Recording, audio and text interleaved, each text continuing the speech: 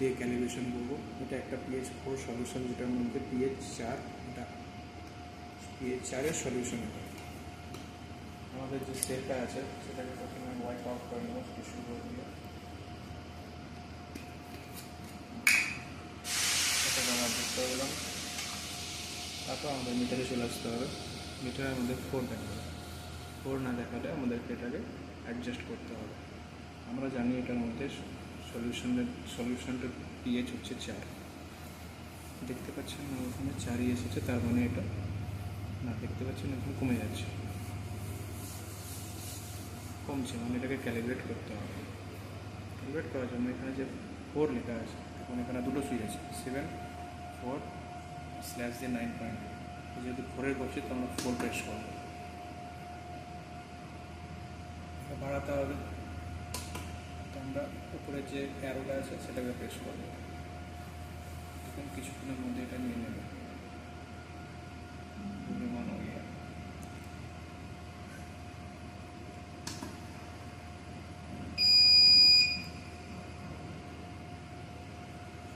এটা 4-এ এখন সেট হয়ে গেছে। আমাদের যে সলিউশনটা আছে 4, সেটার সাথে ম্যাচ করে গেছে এখন। তাহলে আমাদের 4-এর ক্যালিব্রেশন কমপ্লিট। পরে আমরা চলে আসি, এটাকে আমরা সাইডে রেখে দেবো।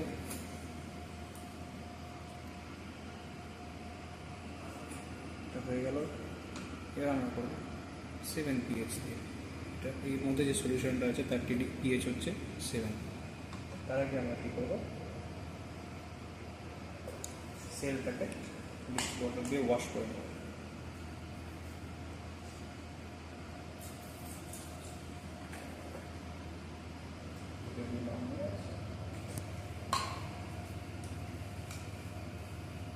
আপনারা আমাদের সাথে যুক্ত থাকুন, অনেক কিছু দেখানো হবে আমাদের এই ওয়ান কোয়ালিটি চ্যানেলে।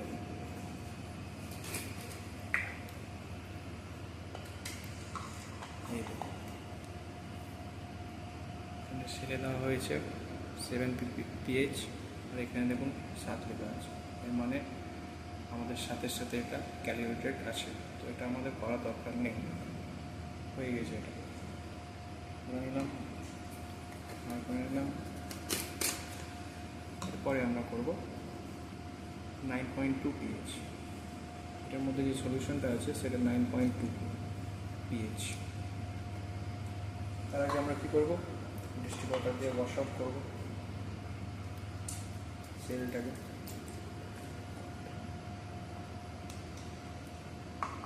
তারপরে সেলটাকে মুছে নেব। 1.2 পিএইচ সলিউশন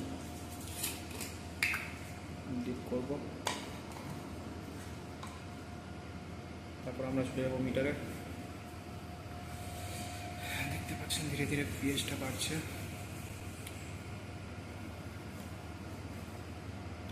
9.26-এ দাঁড়ালো, তার মানে এটা আমাদের ক্যালিব্রেটেড নেই।